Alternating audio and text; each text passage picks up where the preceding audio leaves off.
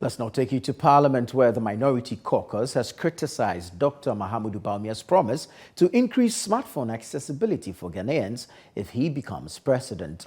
The minority argues that this promise highlights the current government's lack of vision. These comments were made while discussing the 2024 mid-year budget review, stating that the promise is a misguided effort. There is more in the following report.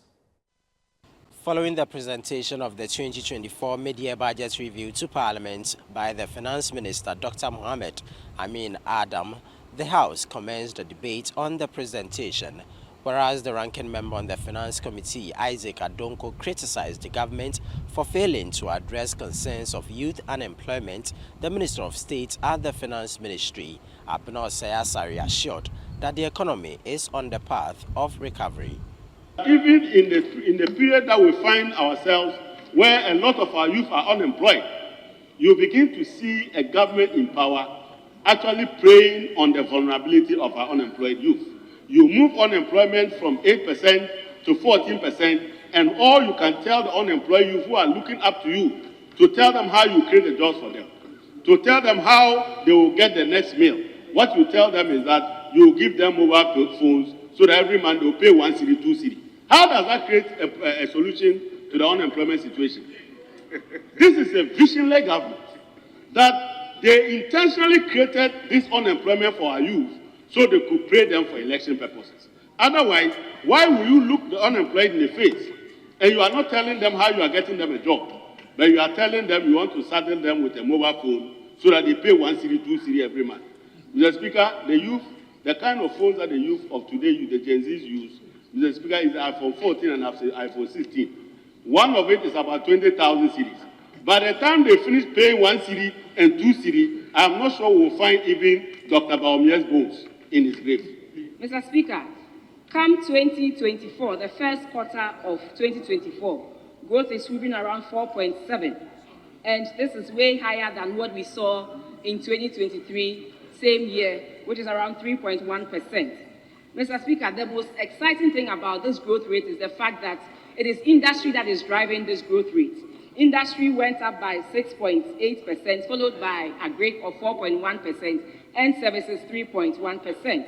So, Mr. Speaker, clearly tells you that the economy is on the path of recovery, and we are happy with the policies that we have put in place to make sure the economy gets back on track. Mr. Speaker, we all know inflation. We saw inflation going up to 54.1% in December 2022. Currently, as we speak, in June, inflation has fallen to 22.8%. And this is due to the policies that we have put in place, as well as Bank of Ghana's monetary policy. In paragraph 102, they are talking about declining growth in the cocoa sector.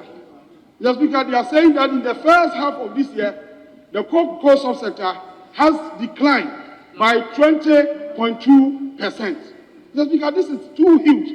But surprisingly, at a time that cocoa production is declining, administrative expenditure is ballooning.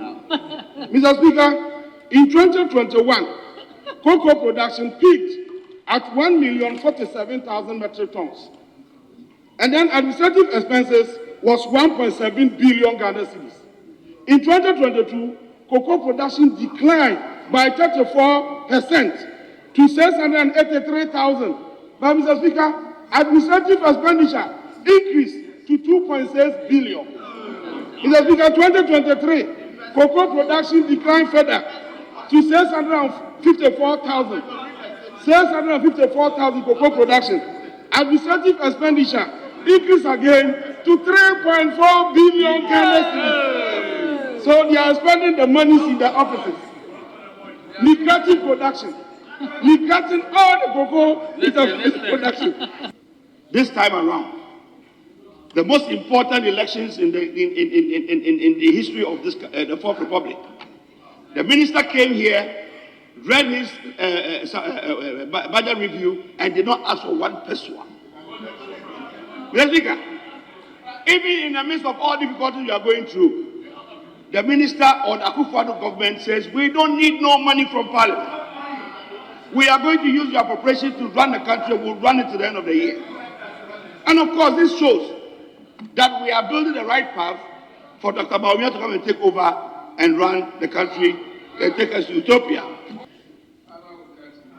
It is interesting that my colleagues for some time back always run around on air talking about debt to GDP ratio, debt to GDP ratio. Today I don't hear them talking about it anymore. Why? Because our debt to GDP ratio today as we speak is far lower than what they left behind in 2016. Let's speak up. If you check from the document that our minister read, the debt to GDP ratio today is 70.6. In 2016, when they were leaving, it was almost 75%. Time passed, they were running around because we had got above 80%. The minister has said that even by the end of the year or before we leave, we go for elections, debt to GDP ratio is going to even reduce to 60%. And you would see that everything that we have done as a government is geared towards bringing the economy back on track. The assurance from the Minister of State at the Finance Ministry, Abena Osei-Asare, is that government would ensure that its expenditure for the year 2024 does not exceed its budget despite being an election year. Reporting from Parliament for Channel One News, my name is Ni Ayikwe Okain.